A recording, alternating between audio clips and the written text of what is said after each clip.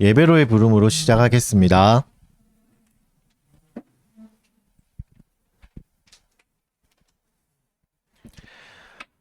찬송하라 하나님을 찬송하라 찬송하라 우리 왕을 찬송하라 하나님은 온 땅의 왕이심이라 지혜의 시로 찬송할지어다. 아멘.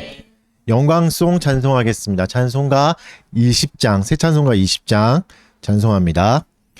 큰 영광 중에 계신 주 나 찬송합니다. 영원히 계신 주 이름 나 찬송합니다. 한없이 크신 능력은 나 찬송합니다. 참되고 미쁜 그 언약 나 찬송합니다.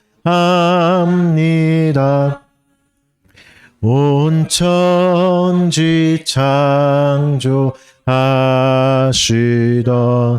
그 말씀이 믿어 영원히 변치 않는 주 나 믿사옵니다.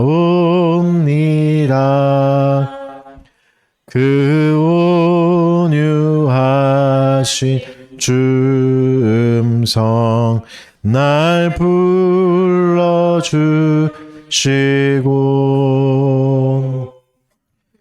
품에 품어 주시니 나 찬송합니다.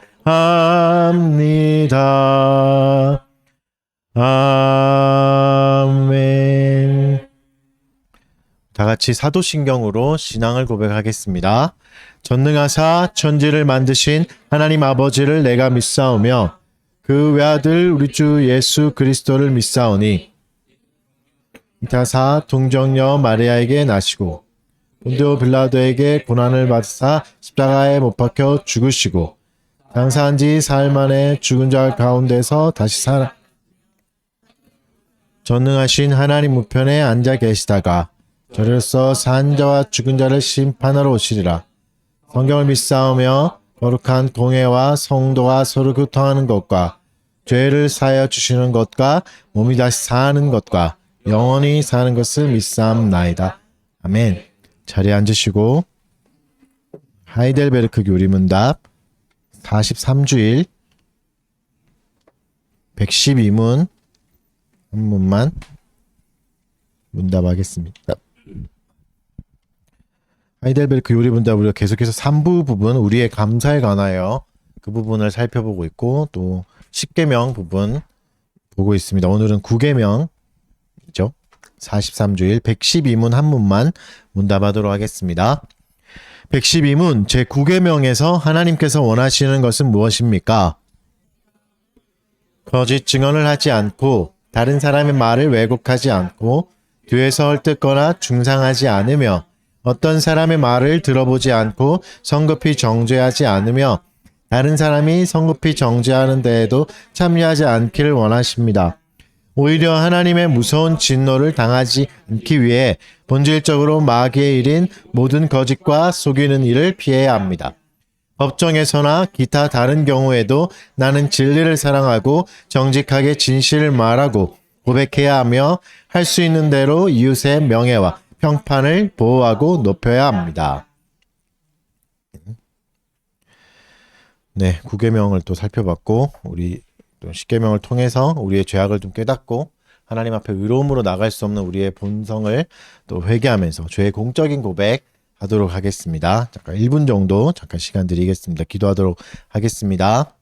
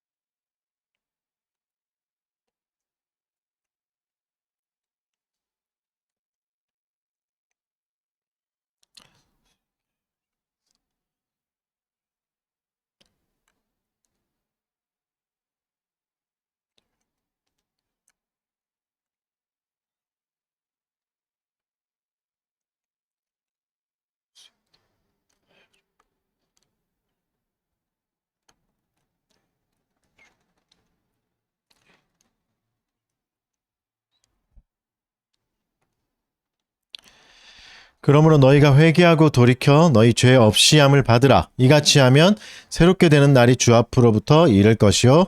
아멘. 감사 찬송하겠습니다. 자리에 일어나셔서 시편 찬송가 7장 하겠습니다.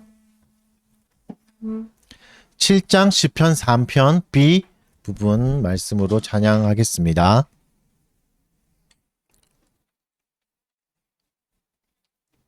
(7장) 시편 3편입니다. 여호와여 나의 대저 어찌 많은지요. 일어나 나를 치는 자 참만 싸웁니다. 사람들이 말하기를 저는 하나님께 도움을 얻지 못한다 조롱하나이다. 여호와는 나의 영광 내 방패 되시니 날 존귀하게 하시고 위로해 주시리. 목소리 높여 주님께 부르짖을 때에 그 거룩한 성산에서 응답해 주시리. 내가 누워 자고 깰 때 주 날 붙드시니 천만인이 둘러싸도 두렵지 않겠네.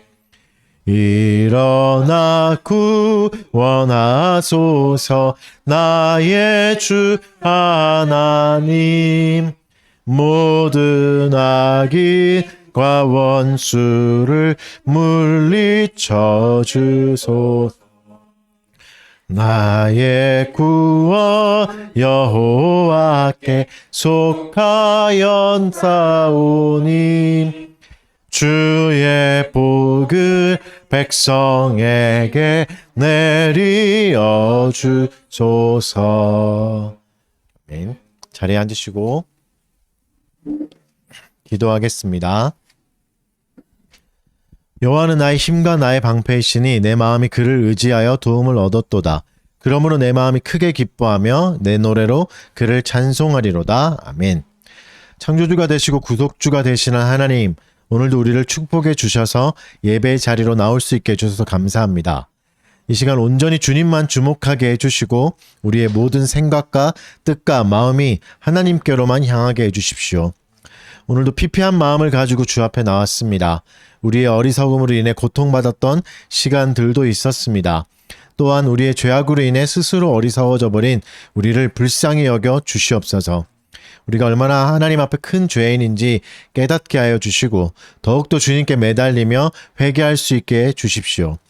우리 안에 있는 죄악을 미워하게 하여 주시고 하나님의 말씀을 다시 사랑하며 정의를 사랑하고 이웃을 사랑하게 해 주십시오. 교만한 마음을 깨닫게 해주시고 그리스도의 본을 우리에게 보여주셨으니 한없는 그리스도의 겸손을 따라가게 해 주십시오. 하나님, 우리 안에 정한 마음을 창조하시고 우리 안에 정직한 영을 새롭게 해 주십시오. 주 앞에서 우리를 멀리하지 마시고 주의 성령을 거두지 마십시오. 이 시간에 구원의 기쁨이 모두에게 회복되게 해주시고 자원하는 심령을 주시사 우리를 붙들어 주십시오. 두려워하는 자에게 믿음을 주시고 혼란스러워하는 자에게 밝은 빛을 주셔서 주의 뜻을 깨달아 따라 잘 살게 해 주십시오. 이 땅에 구원받은 백성을 위해 주신 주의 교회를 위해 기도드립니다. 모든 교회 안에 있는 지체들이 하나님 안에서 참된 안식을 누리게 해주시고 주님이 주시는 복음의 풍성함을 잘 누리게 해주십시오. 모든 교회에서 직분자들이 바로 세워지게 해주시고 말씀과 기도와 성례가 올바르게 실행되어서 그 속에서 참된 은혜를 잘 누리게 해주십시오.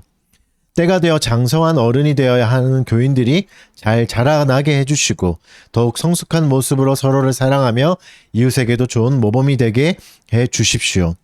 또 전쟁의 소식으로 고통받고 있는 나라들에게 진정한 평화를 주시고 고통받고 있는 약한 자들을 위한 도움의 손길이 그들에게 잘 닿게 해주시고 또 모든 어려움에서 그들을 건져내 주십시오. 또 경제적 어려움 때문에 고통받고 있는 연약한 자들에게도 살아갈 소망을 주시며 그들의 삶이 무너지지 않도록 지켜보아여 주십시오. 달빛교회 성도들을 위해 기도드립니다. 한 주간도 삶의 자리에서 잘 버텨내며 열매를 맺은 성도들을 위로하여 주시고 더 좋은 것으로 이들의 삶을 채워주십시오. 갈등과 반목 속에 있는 교우들을 지켜보아여 주시고 그들이 있는 곳에서 평화를 이뤄내는 복도 잘 누리게 해주십시오. 몸이 약한 교우를 지켜주시고 건강하게 회복되어서 주께 영광 돌리게 해주십시오. 주께서 세우신 모든 가정이 그리스도의 아름다움을 잘 드러낼 수 있도록 복을 받게 하시고 받은 복도 잘 흘려보낼 수 있게 해주십시오. 열심히 교리를 공부하고 있는 청소년들과 교우들에게 지혜를 주셔서 더욱 단단한 믿음을 가지게 하여 주셔서 세상을 지혜롭게 살아갈 수 있게 해주십시오. 교우들에게 허락하신 삶의 자리들이 모두 축복된 자리가 되게 하여 주시고 그 자리에서 생기는 슬픔과 고통을 다 주께 맡기고 어려운 시간들을 잘 이겨가게 해 주십시오. 도움이 필요할 때마다 도울 자를 보내주시고 모든 관계 가운데 사랑을 받고 사랑을 또 줄 수 있도록 은혜 내려 주시옵소서. 오늘도 말씀을 듣습니다. 말씀을 전하고 듣는 가운데 성령 하나님께서 역사하여 주시고 오직 주의 말씀만 선포되게 하여 주시고 깨닫는 은혜가 있게 하여 주십시오. 모든 말씀 감사드리며 예수님의 이름으로 기도드립니다. 네. 말씀 보겠습니다. 오늘은 에스더 6장입니다.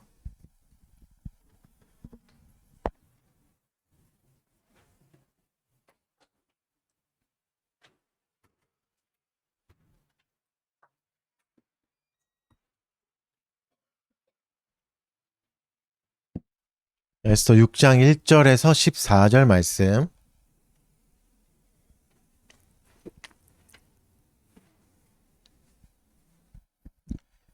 제가 한번 봉독해 드리도록 하겠습니다.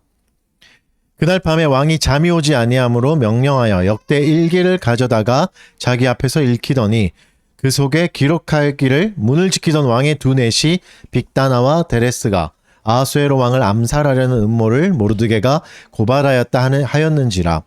왕이 이르되 이 일에 대하여 무슨 존귀와 관작을 모르드게에게 베풀었느냐 하니 측근 신하들이 대답하되 아무것도 베풀지 아니하였나이다 하니라. 왕이 이르되 누가 뜰에 있느냐 하매 마침 하만이 자기가 세운 나무에 모르드게 달기를 왕께 구하고자 하여 왕궁 바깥뜰에 이른지라. 측근 신하들이 아뢰되 하만이 뜰에 섰나이다 하니 왕이 이르되 들어오게 하라 하니 하만이 들어오거늘 왕이 묻되 왕이 존귀하게 하기를 원하는 사람에게 어떻게 하여야 하겠느냐.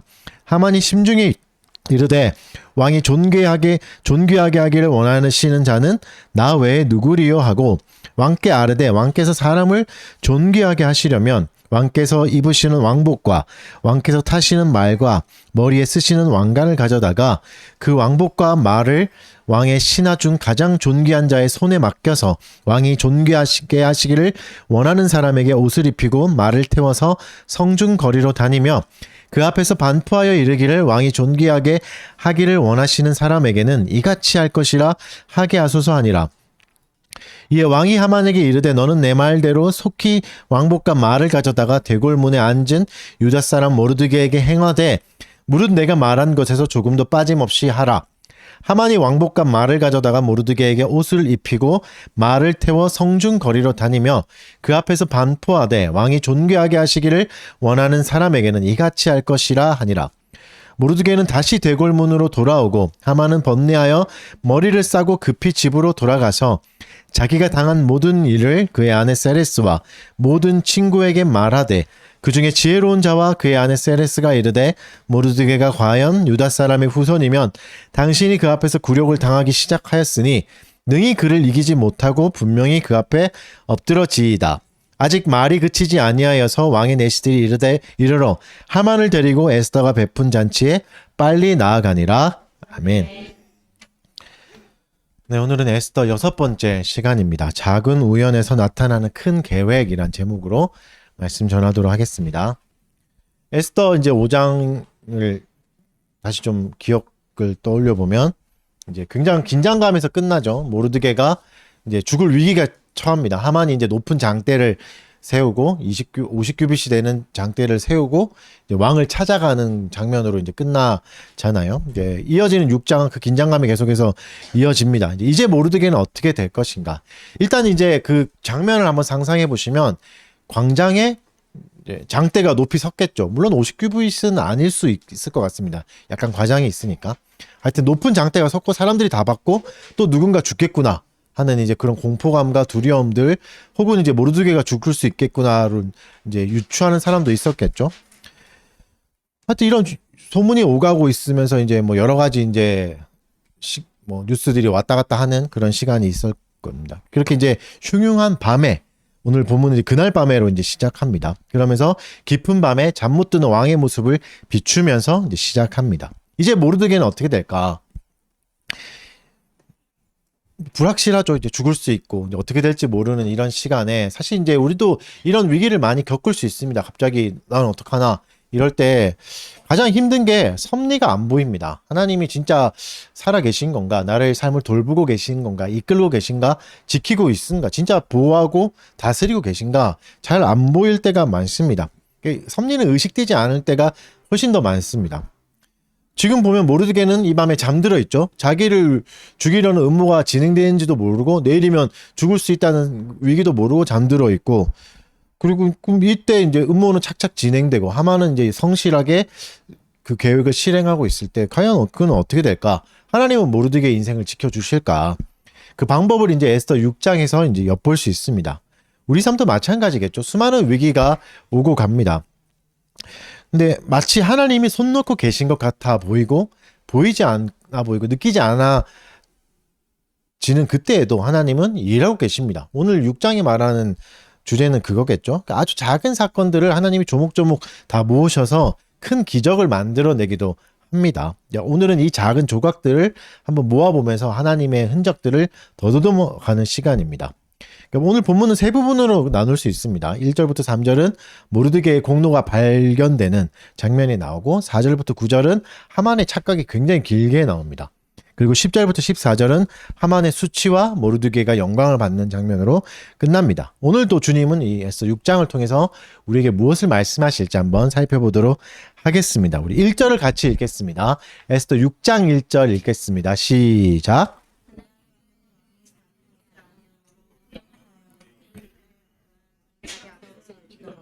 시간이 나오죠. 그날 밤에 이제 이때가 언제겠습니까?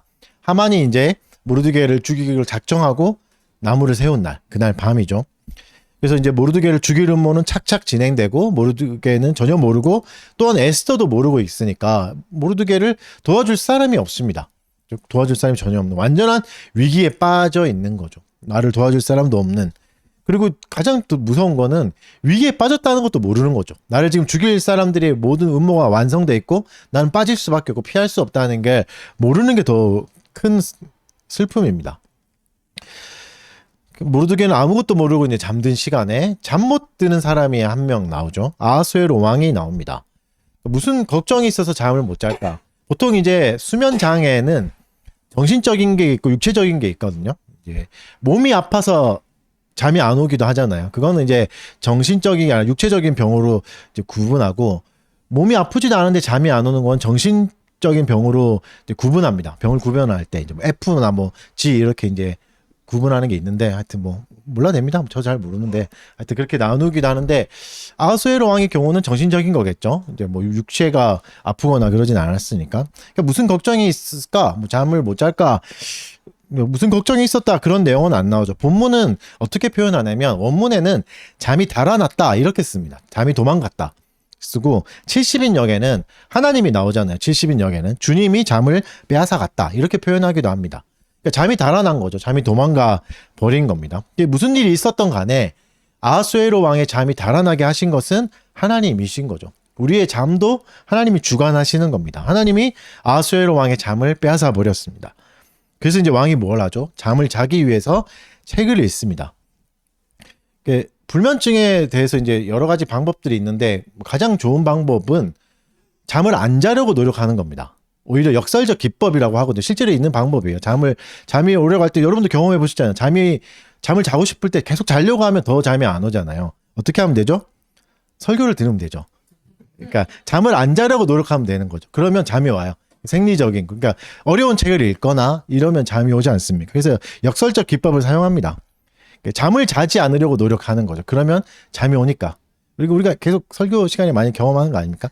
잠을 자지 않으려 경험할수록 언젠가 잠이 오는. 그래서 뭘 꺼냅니까? 역사책을 가지고 오죠. 역사를 좋아하시는 분은 좀 싫어하실 수 있지만 세상 지루한 책을 가지고 온 겁니다. 펴면 잠을 잘 수밖에 없는 책, 그 책 가져오라고 한 거죠. 그렇죠? 뭐 유튜브 쇼츠 보고 이런 것도 아니고, 그렇죠? 우리가 이제 보면서, 그리고 이제 본인이 읽지 않고 이제 신하들을 시킵니다. 신하들이 읽어주는 거죠. 그게 더 졸리니까.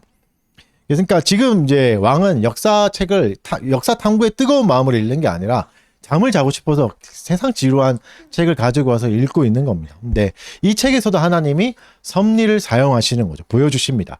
하필 읽고 있던 부분이 어느 부분이죠? 뭐 많이 읽었을지도 모르겠지만 모르드게의 사건입니다.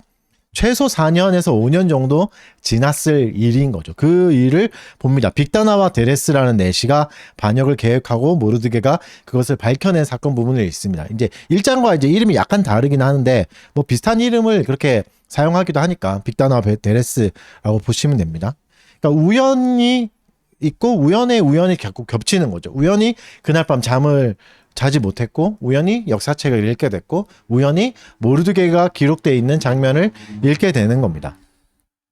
그 왕이 물어보죠. 무슨 보상을 했는가? 이게 왜 중요하냐면 페르시아는 몇 번 말씀드린 것처럼 이방인에게 관대한 문화였습니다. 다 포용하는 문화였죠. 그래서 그것을 위해서 관대함은 무엇으로 상징할 수 있죠? 상을 주는 거죠. 그러니까 그 페르시아를 위해서 무엇이든 공로를 세운 사람은 국적을 묻지 않고 상을 줍니다.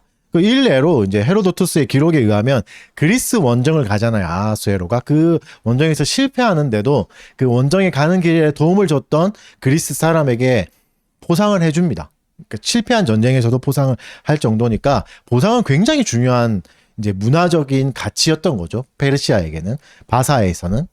근데 모르드게를 보니까 아무런 보상을 받지 못한 겁니다. 그러니까 이게 어떤 거냐면 문화적으로 있을 수 없는 일인 거죠. 문화적으로 굉장히 충격적인 일이죠. 뭐 우리로 치면 뭐 된장찌개에 치즈를 넣어 먹는다든가 문화적으로 굉장히 충격적인 일이잖아요. 그런 거죠. 그런 것처럼 이제 페르시아 문화권에서 보상을 하지 않았다는 건 문화적으로 굉장히 괴로운 일인 겁니다. 그래서 왕은 속히 보상을 진행하려고 합니다. 그래서 시간이 지나서 이제 뭐 새벽이 되었겠죠. 같이 아침이 되었을지 않겠습니까? 그래서 왕은 모르드게의 보상을 위해서 신하를 찾습니다. 마침 누가 있죠? 하만이 있습니다. 하만이 이제 왕궁의 바깥들에 나왔죠. 그러니까 하만도 이른 시간에 나온 겁니다. 그러니까 하만도 보면 거의 잠을 못 잔 것 같아요. 거의 밤을 새고 나온 것 같죠. 나무를 세우고 모르드게를 죽이려고. 왜냐면 모르드게를 죽이기까지 자신의 분노가 잠들지 않으니까, 이 괴로운 마음이 떠나지 않으니까 거의 잠을 못 잔 것 같습니다. 그러니까 결국 모르드게 때문에 6장에서 2명이 잠을 못 자고 나온 겁니다. 아하수에로 왕과 하만이 잠을 못 잔 거죠. 그때 왕이 이제 하만을 부르고 이렇게 묻습니다. 6장 6절을 보겠습니다. 6절을 같이 읽겠습니다. 시작. 하만이 듣고 오늘 왕인께 왕이 준비하게 하기를 원하는 사람들에게 어떻게 하여야 하겠냐. 하만이 심중에 이르되 왕이 존귀하게 하기를 원하시는 자는 나 외에 누구리요 하고. 굉장히 중요한 표현이 나오는데 왕이 존귀하게 하기를 원하는 사람. 한글로 발음하기 되게 어려운데 이게 이제 9절까지 총 4번이나 나옵니다. 왜 4번이나 넣었냐면 하만이 계속해서 이 말을 곱씹고 계속 반복하거든요.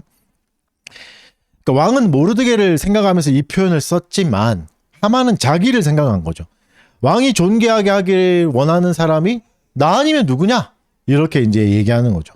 그러니까 굉장히 나르시스트적인 모습이고 자만심 가득한 모습입니다. 우리 교회에서 제일 중요한 사람이 누구죠? 나라고 생각하는 분들이 방금 다 자만심에 가득 차 있는 하만과 같은 분들인 거죠. 그렇죠? 물론 다 중요하죠. 다 중요한 분들이지만 그러니까 자만심은 성도가 경계해야 될 무서운 마음 중에 하나입니다. 왜냐하면 자만심 가득한 사람은 하만처럼 스스로를 속이게 되고 상황을 보지 못하기 때문이죠. 이제 자만심에 대해서 이제 팀 켈러 목사님의 해설을 좀 가지고 오면 자만심은 이렇게 표현하기도 합니다. 자신을 향한 잠들지 않은 집중이다. 또 쉽게 말하면 자기를 끊임없이 예배하는 겁니다. 이 시간에 나와서 하나님 앞에 앉아 있지만 하나님을 예배하지 않고 자기를 예배할 수 있습니다. 내가 이렇게 힘들게 왔지? 내가 또 많은 지식을 가지고 준비하고 왔지. 이거는 하나님을 예배하는 게 아니라 자기를 예배하는 거죠. 자신의 경험, 자신의 지식을 예배하는 거죠. 그러니까 자기에게만 집중하고 이게 잠들지 않습니다. 그죠? 하만이 잠들지 못했던 것처럼 자기에만 집중하다 보니까 주변을 제대로 파악하지 못하고 상황도 제대로 파악하지 못합니다. 그에게는 뭐가 더 중요하냐면 자신의 욕망을 성취하는 것과 자신이 목적을 이루는 게 더 중요한 거죠. 그래서 어떻게 되냐면 자기를 비판하는 사람을 받아들일 수 없습니다. 비판을 무시하고 그들에겐 충고가 전혀 먹혀들지 않습니다. 그러니까 나르시스트적인 사람들, 자만심에 가득 찬 사람 우리가 자주 볼 수 있는데 충고하려고 하지 마십시오. 절대 먹히지 않습니다. 절대 변하지 않습니다. 그러니까 자만심을 가득 찬 사람을 가르치려 하거나 변화시키려 하는 시도는 뻔뻔히 실패합니다. 제가 가만히 두잖아요, 여러분들. 네, 농담입니다. 농담이에요, 여러분. 중국의 천재 심리학자라고 하는 이제 우주홍이라는 사람이 있는데 우주홍이 이제 자만심에 대한 책을 썼어요. 그 사람이 이제 이렇게 표현합니다. 굉장히 이제 좋은 표현인데 자만심에 가득 찬 사람은 스스로 하늘에 있다 생각합니다. 스스로 하늘을 날고 있는 거죠. 비현실적이고 초월한 존재라고 생각하거든요. 그러니까 다른 사람은 다 우습게 보이는 거죠. 너는 땅에 있지. 바보 같다. 이렇게 보이는 거죠. 그래서 그는 땅에 발을 디디며 살지 않습니다. 근데 충격적이게도 하늘에서 항상 살다 보니까 자만심에 상처 입는 순간 어떻게 되냐면 땅으로 떨어져 버립니다. 충격이 훨씬 큽니다. 상처가 훨씬 크죠. 하만을 보면 그렇죠. 하만이 모르드게 한 명이 절하지 않으니까 땅으로 꼬꾸라 떨어져 버리잖아요. 이게 자만심이 가진 사람의 특징입니다. 항상 높이 날아다니지만 한번 상처 입는 순간 땅으로 꼬꾸라 떨어져서 상처가 너무 큽니다. 작은 상처에도 치명상을 입습니다. 하늘에서 떨어지다 보니까.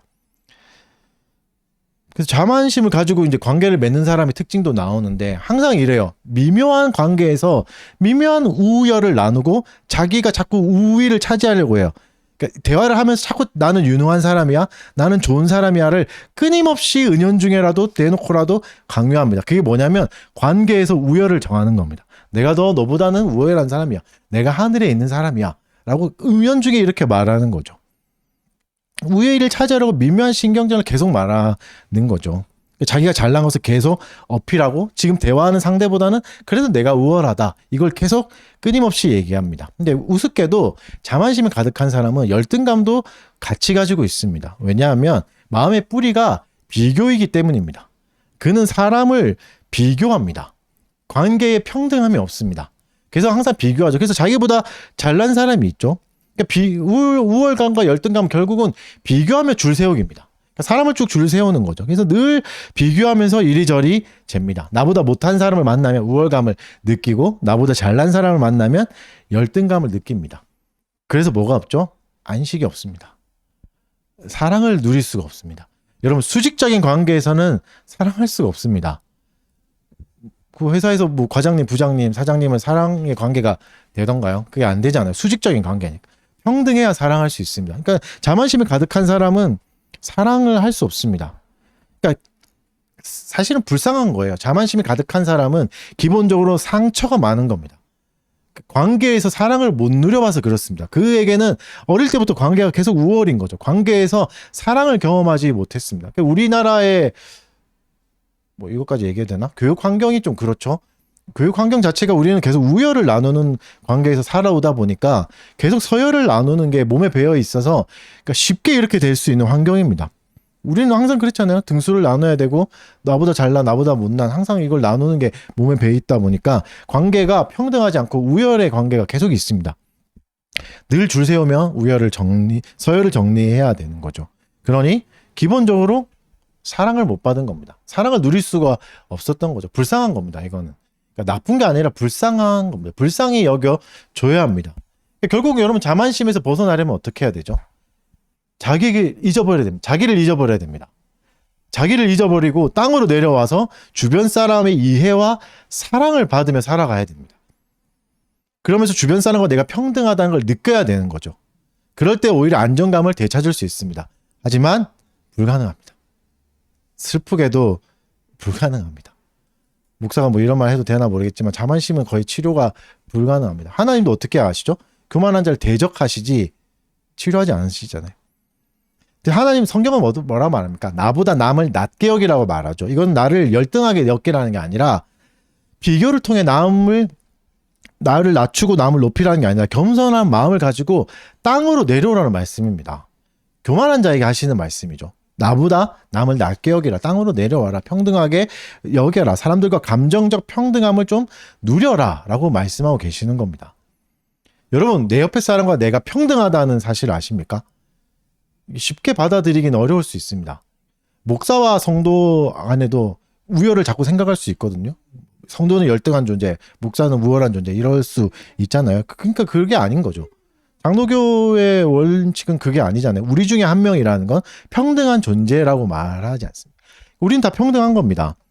목사와 성도는 평등합니다. 부모와 자녀도 평등합니다. 부모와 자녀도 평등해요. 선생과 제자도 평등합니다. 질서가 있을 뿐이죠. 하나님이 주신 역할이 있을 뿐이지 그게 인간의 높고 낮음이 아닌 거죠. 존재의 부족하고 존재의 충만함이 아닌 거죠. 평등한 관계일 뿐입니다. 이 권위를 무시하면 맘먹자는 말이 아닙니다. 이제 태우 갑자기 형주 씨 이렇게 하면 그렇게 하라는 말이 아니죠. 평등하다는 말이. 존중하라는 말이죠. 서로를 존중하라는. 부부도 마찬가지입니다. 누가 우월하고 우열이 아니라 평등한 관계죠. 동등한 관계죠. 그래서 질서 안에서 서로의 존재를 존중해 주는 관계여야 합니다. 하나님이 명령하신 건 그겁니다. 평등하라. 여러분, 자기를 잊어버릴 수 있습니까? 가장 어렵습니다. 제가 잘 드는 비유가 있잖아요. 이것도 팀켈러가 하는 비유인데 오른쪽 네 번째 발가락 생각나시나요? 오른쪽 네 번째 발가락이 있는지도 없는지 잘 모르죠. 언제 알죠? 다칠 때 알죠. 그러니까 내 자아가 자꾸 생각되고 내가 묵상되는 건 건강하다는 표시가 아닙니다. 오히려 자아가 가장 건강할 때는 잊어버립니다. 내가 어떤 취급을 받든 내가 어떤 존재든 잊어버립니다. 자기를 잊어버릴 수 있습니까? 하만은 그럴 수 없었습니다. 그죠? 왕이 존귀하게 하기를 원하는 자는 아무리 봐도 자기죠. 서열이 가장 높고 이 나라에서 나보다 높은 사람은 없으니까 나구나 라고 생각하는 거죠. 여러분, 여기서 이제 나오는 것도 한 사람이 실패하기 전에 반드시 먼저 찾아오는 것은 오만함입니다. 교만함이 먼저 찾아오고 그 사람에게 멸망이 찾아옵니다. 실패가 찾아옵니다. 그러면서 하만이 착각하면서 제시하는 방법이 뭐죠? 에스더 6장 8절 9절 두 절을 한번 읽어보겠습니다. 같이 읽겠습니다. 8절 9절 시작.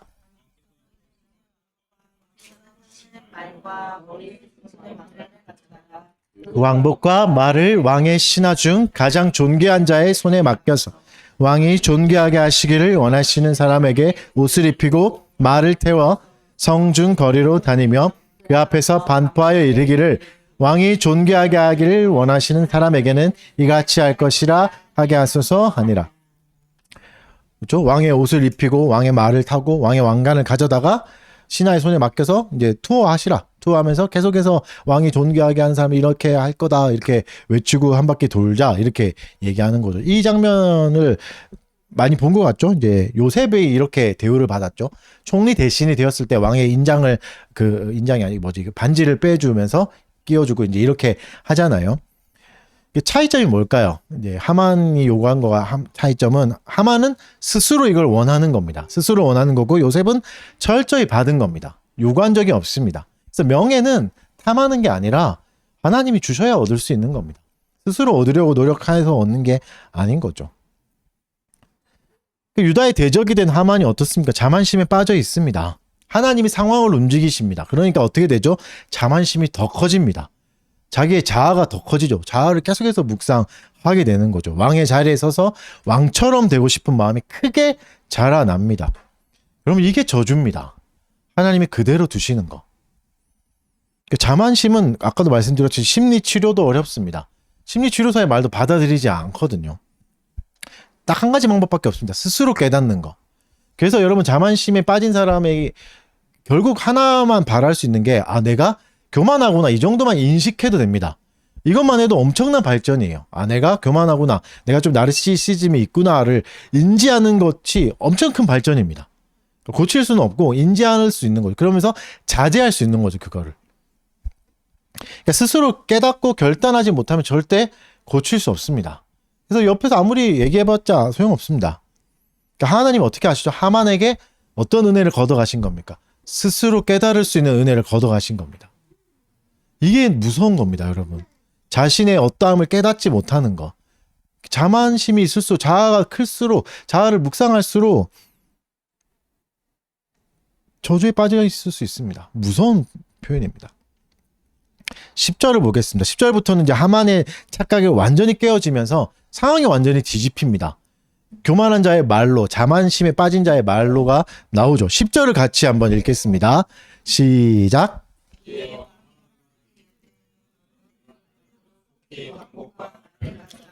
대궐문에 앉은 사람 모르드게에게 행하되 물은 내가 말한 것에서 조금도 빠짐없이.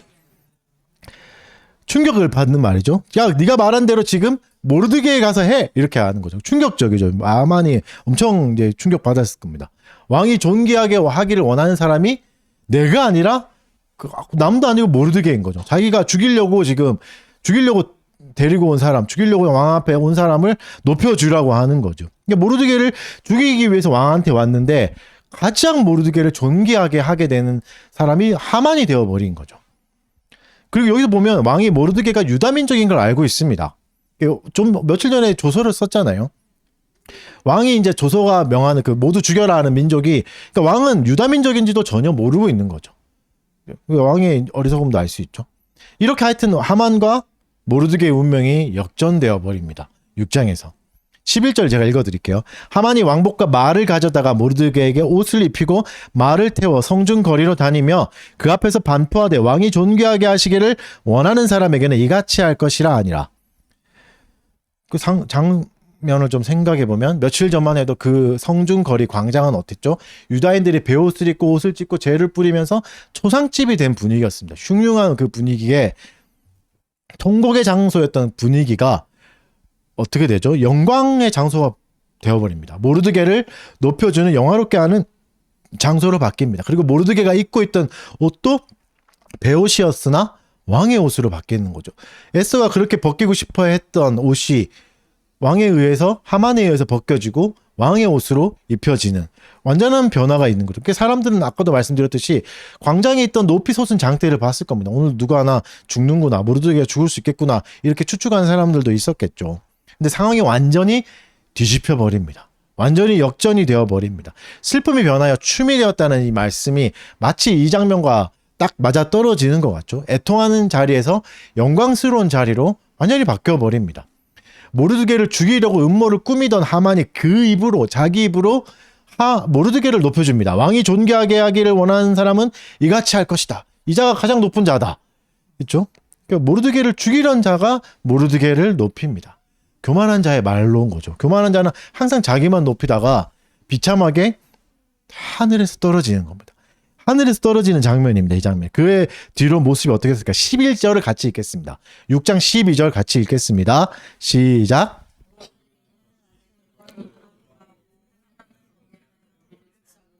집으로 돌아가. 하만이 번뇌에서 머리를 싸고 하는 모습은 4장 1절에서 유다 민족의 모습과 똑같죠. 그들이 베옷을 입고 옷을 째고 재를 뿌리면서 머리를 싸매는 모습이 나오는데 가장 괴로워했던 유다 민족의 모습이 완전히 하만으로 역전되어 버립니다. 하만이 땅에 떨어져 버린 거죠. 그러니까 너무 괴로워서 머리를 싸매고 이제 수치스러워서 부끄러워서 싸매고 집으로 도망가 버립니다. 여기서부터 속도를 표시하는 단어가 이제 나오는데 급히라는 단어가 나오죠. 5장과 비교되는 부분이 이 부분입니다. 5장에서 에스더는 어떻게 일을 진행합니까? 굉장히 천천히 진행합니다. 굉장히 느리고 겁을 먹었나 싶을 정도로 느리죠. 하지만 정확했습니다. 6장에서 보면 하만의 속도는 에스더와 완전히 반대가 됩니다. 굉장히 급하고 빠르게 진행됩니다. 그러니까 너무나 확실하고 든든하고 강했던 것이 한순간에 무너지는 거죠. 여러분, 때로는 우리의 일들이 이럴 수 있습니다. 에스더와 같이 느려질 수 있습니다. 선한 일들을 했을 때 선한 일들이 느리게 여겨질 수 있습니다. 여러분, 선하게 살면 느릴 수밖에 없죠. 자동차 운전할 때도 제한속도 다 지키면 느리게 갈 수밖에 없죠. 칼치기 하는 게 빠르지. 그렇죠? 모르드게의 보상도 보시죠. 최소 4, 5년 걸렸습니다. 얼마나 다 잊어버린 시간이잖아요. 인생이 빠른 것이 부러울 수 있습니다, 여러분. 영앤 리치 같이 그런 게 회자되는 시대잖아요. 젊은 시절에 빠른 성공을 이룬 것을 부러워할 수 있습니다. 그러나 그렇다고 해서 불법을 행하면서 삶을 파괴하며 빠르게 가서는 안 됩니다. 선은 느리게 보이고 악은 빠르게 보입니다. 착실하게 공부해서 취직해서 조금씩 부를 쌓아가는 게 답답해 보이고 바보 같아 보이고 느리게 보이겠지만, 그리고 반대로 한 번에 큰 부를 이룰 수 있는 기회들이 매력적으로 보이겠지만, 그렇다고 해서 큰 부를 약속해도 악은 가까이서는 안 됩니다. 거짓말하면 돈 더 잘 벌 수 있는 시대죠. 관계를 팔면 잘 벌 수 있는, 돈을 잘 벌 수 있는 시대지 않습니까? 그러나 그렇게 해서는 안 됩니다. 악인은 빠르게 망할 뿐입니다. 전도서 8장 11절에 이런 말씀이 있습니다. 악한 일에 관한 징벌이 속히 실행되지 아니하므로 인생들이 악을 행하는 데 마음이 담대하도다. 무슨 말이죠? 악한 일에 대해서, 악한 일을 할 때도 빨리 벌을 안 받으니까, 악한 사람들이 잘 먹고 잘 사는 것 같으니까 악을 행하는데 별 두려움이 없어지는 거죠. 성도도 이럴 수 있습니다. 악한 일에 잘 될 때. 하만이 그랬죠. 하만이 승승장구하지 않습니까? 5장까지는. 잘 됐죠. 아무도 그를 막을 자가 없어서 담대해져서 왕의 자리까지도 탐낼 정도로 높아졌지만, 징벌은 실행됩니다. 징벌은 느리게 실행되지 빠르게 실행되지 않을 뿐이지 반드시 실행됩니다. 너무 슬프죠. 그렇죠? 하만이 득세하고 모르드게의 목숨이 경각에 달한 것 같아 보이지만, 하나님은 심판을 그 머리 위에 차곡차곡 쌓고 계신 겁니다. 완전히 하늘에서 떨어뜨리려고 계속해서 쌓고 계신 겁니다. 여러분, 그래서 악의 빠른 성공을 부러워하지 마십시오. 그 길을 가려고 하지 마십시오. 느리게 흘러가는 내 인생을 저주하지 마십시오. 인생의 속도가 다를 수 있습니다. 선을 쌓아가면서 확실하게 가는 게 더 좋은 삶이지, 빠르게 가는 삶이 무조건 좋은 삶은 아닙니다. 하나님이 언제 그렇게 빠르게 가는 삶이 축복이라고 하십니까? 오히려 빠르게 가는 하만이 빠르게 성공했다, 빠르게 망하지 않습니까? 빠른 속도를 너무 부러워하지 마십시오. 느린 나의 인생을 저주하지도 마십시오. 13절 말씀 제가 한번 읽어드릴게요. 자기가 당한 모든 일을 그의 아내 세레스와 모든 친구에게 말하되, 그중 지혜로운 자와 그의 아내 세레스가 이르되, 모르드게가 과연 유다 사람의 후손이면 당신이 그 앞에서 굴욕을 당하기 시작하였으니 능히 그를 이기지 못하고 분명히 그 앞에 엎드러지이다. 재밌는 장면이, 하만이 몰락하기 시작하니까 친구들이 오히려 지혜로워집니다. 친구들이 더 맞는 말을 하기 시작하는 거죠. 앞에서는 바보같이 50규빗 때는 말도 안 되는 우스꽝스러운 장대를 높이라고 조언했던 친구들이 지혜로워지고 상황을 정확하게 파악하기 시작합니다. 이게 교만한 자의 저주입니다. 함께 있을 때는 친구의 충고도 잘 들리지 않고 조력도 받을 수 없습니다. 망해갈 때야 알게 되는 거죠. 친구들의 조언은 마치 성경에 나오는 약속을 말하는 것 같습니다. 민수기 24장에서 하나님이 아각 사람, 아말렉 사람들을 대하여 약속해 주시거든요. 그 발람의 입을 통해서 읽어드릴게요. 24장, 민수기 24장 7절. 그 물통에서는 물이 넘치겠고 그 씨는 많은 물가에 있으리로다. 이게 이스라엘 사람 축복이에요. 그의 왕 아각보다 높으리니 그의 나라가 흥왕하리로다. 아각보다 높을 거고 잘 될 거다. 아각에 비교하시죠. 그리고 24장 20절 민수기. 또 아말렉을 바라보며 예언하여 이르기를 아말렉은 민족들의 으뜸이나 그의 종말은 멸망에 이르리로다 하고, 민족들에게 가장 대단한 민족이지만 멸망할 거야, 종말할 거야 하고 예언하신 거죠. 그러니까 아말렉이 항상 유다인들에게 패한다는 하나님의 말씀을 하만의 친구들은 기억한 거죠. 생각한 거죠. 그래서 이미 하만이 이제 지는 싸움을 하고 있음을 알아차려 버린 겁니다. 그러나 때는 너무 늦었습니다. 너무 늦은 조언이 도착한 거죠. 14절을 보면 하만은 자신의 상황을 생각할 틈도 없습니다. 왕의 내시들이 에스더의 잔치에 하만을 데려가기 위해 왔고, 이 장면에서 뭐라고 말하죠? 빨리 잔치로 데려갔다. 그러니까 하만은 언제부터 이렇게 됐을까? 패배하는 싸움에 말려들었을까? 모르드게가 절하지 않았을 때부터였을까? 근데 그 시작은 아무도 모릅니다. 아주 작은 씨앗을 하나님이 숨겨 놓으셨기 때문에 모릅니다. 지금 재미있는 게, 모르드게는 지금 죽음의 위기를 넘겼습니다. 그렇죠? 근데 자고 일어났더니 위기가 아니라 말을 갑자기 태우고 가장 높은 자가 된 거죠. 이 정작 본인은 아무것도 모릅니다. 하나님이 역사하셨는지, 하나님이 자기 인생을 돌보셨는지 모르드게는 전혀 모릅니다. 무슨 일이 일어나는지 전혀 모르는 거죠. 하나님이 이렇게 일하십니다. 신자의 인생에서 이렇게 일하십니다. 하나님의 일하심이 드러나지 않을 때가 있습니다. 우리가 잠든 사이에 하나님이 일하실 때가 있습니다. 하나님의 일하심이, 보호하심이 느껴지지 않고 잘 보이지 않을 때가 훨씬 더 많습니다. 왜죠? 그래야 악을 마음대로 행하고 심판을 더 정확하게 받을 수 있으니까. 그 중에 하나겠죠, 방법 중에. 그렇다고 해서 여러분, 하나님이 우리를 잊어버리시거나 포기하신 게 아닙니다. 모르드게를 정확하게 위기에서 밤새 지켜내지 않습니까? 오늘 에스더 6장을 다시 한 번 더 돌아보겠습니다. 정리해보면 작은 우연도 하나님이 만들어 가신다는 것을 알 수 있습니다. 여러분, 우리는 작은 우연도 억지로 만들어내기가 어렵잖아요. 근데 하나님은 이 작은 우연을 엮어서 그것으로 상상하지 못하는 큰 일을 만들어 내버리십니다. 그러니 여러분, 우연히 발생되는 작은 일상을 소중히 여기십시오. 느리게 가는 것 같고 답답해 보이고 진보가 없고 성장이 없는 것 같은 삶에, 그리고 홀로 있는 것 같은 이 괴로운 시간들을 잘 견뎌내십시오. 하나님은 밤에도 일하십니다. 내가 잠든 시간에도, 내가 인지하지 못한 시간에도, 나의 신앙이 떨어져서 믿음으로 하나님을 구하지 못하는 시간에도 그분은 일하고 계십니다. 나를 지켜주시고 보호하고 계십니다. 하나님은 한계가 없으십니다. 빠르게 가는 인생을 너무 부러워하지 마십시오. 그것만이 좋은 삶이 아닙니다. 성경에서는 빠르게 가는 삶을 자랑하지 않습니다. 빠르게 흘러가는 게 좋은 게 아닙니다. 각자의 인생에 각자에게 맞는 속도가 있습니다.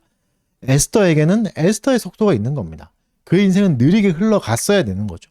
느리게 전략을 실행해야 되는 인생이었던 거죠. 무조건 빠르게 성공하는 것이 척도가 아닌 겁니다. 그 느린 속도로 성취해가는 기쁨도 있습니다.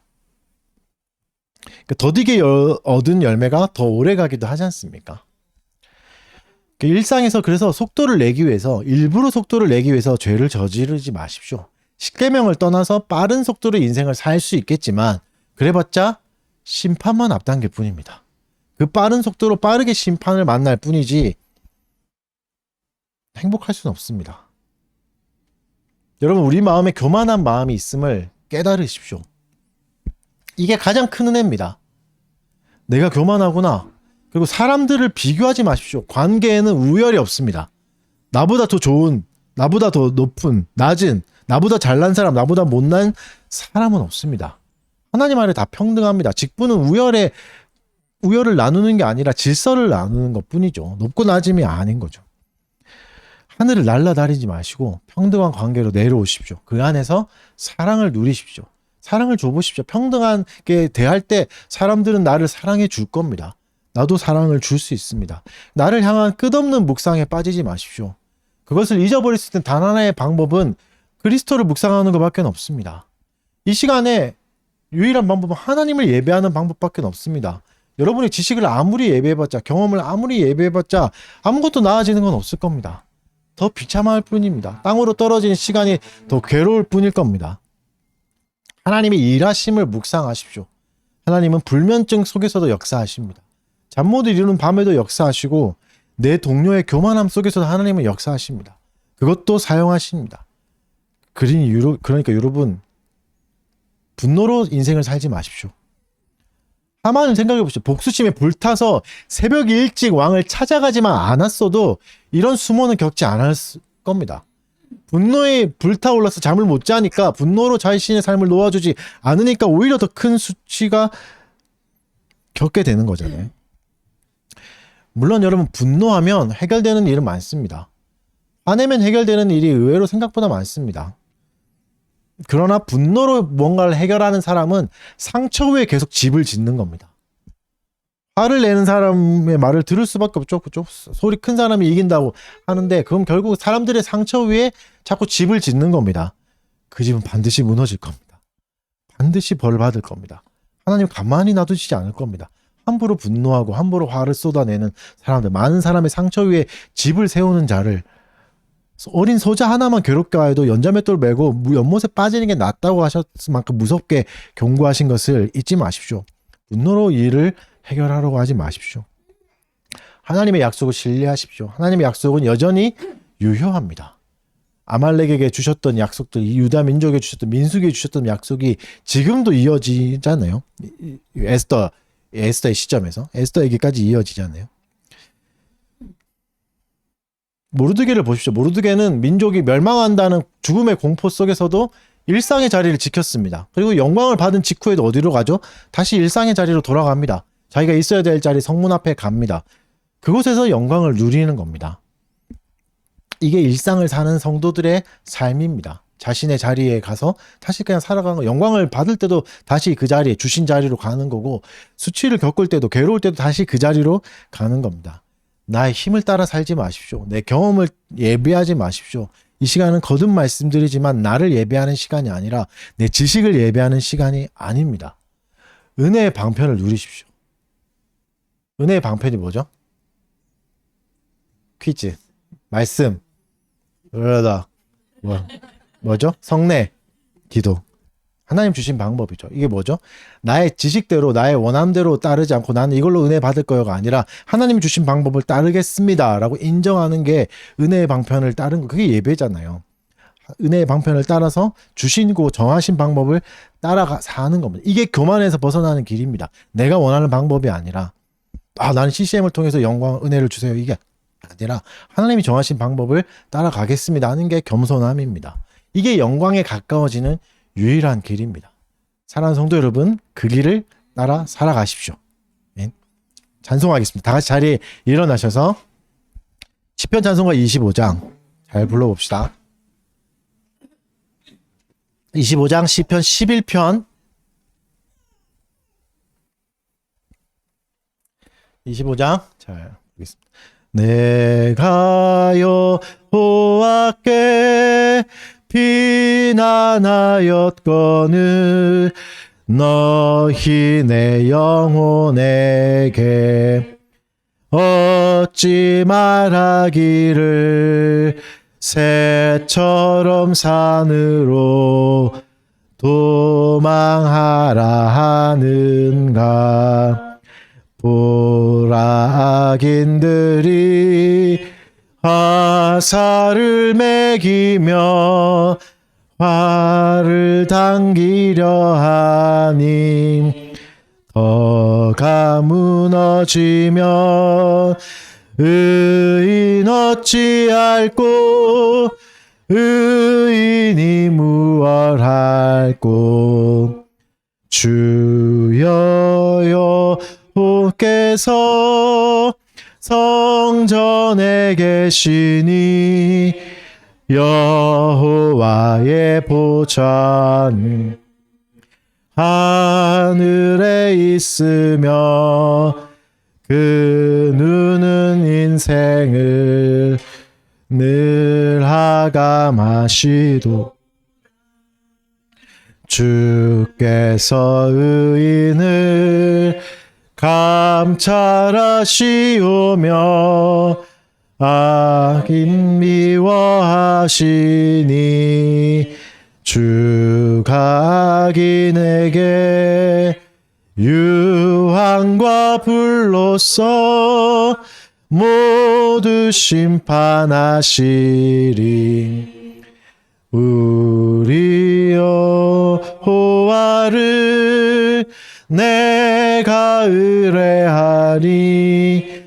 주는 의로우시며 의로운 일들을 좋아하시나님 참 의로우시도다. 마음 정직한 사람 정직한 사람은 여호와의 얼굴을 그 얼굴 배우리. 마음 정직한 사람 그 얼굴 배우리. 아멘. 헌상기도 하겠습니다. 사랑하는 주님 감사합니다. 우리에게 각자의 일터를 주시고 재물 얻을 힘을 주셔서 그곳에서 얻은 것들 다 가지지 않고 하나님께 내어놓게 하신 것 감사드립니다. 수고롭게 일한 손길들을 위로하여 주시고 또 드리지 못한 손길도 축복하여 주셔서 더 좋은 것으로 그 인생을 채워주시고 많은 사람들에게 좋은 것을 나눌 수 있는 넉넉한 인생을 살아갈 수 있게 하여 주시옵소서. 우리에게 또 지혜를 주시고 사랑의 마음을 주셔서 주님이 주신 돈을 지혜롭게 사용하고 많은 사람들을 사랑하는데 사용할 수 있게 하여 주시옵소서. 감사드리며 예수님 이름으로 기도합니다. 강복선언으로 예배 마치겠습니다. 주 예수 그리스도의 은혜와 하나님의 사랑과 성령의 교통하심이 너희 무리와 함께 있을지어다. 아멘. 네, 자리에 앉으시고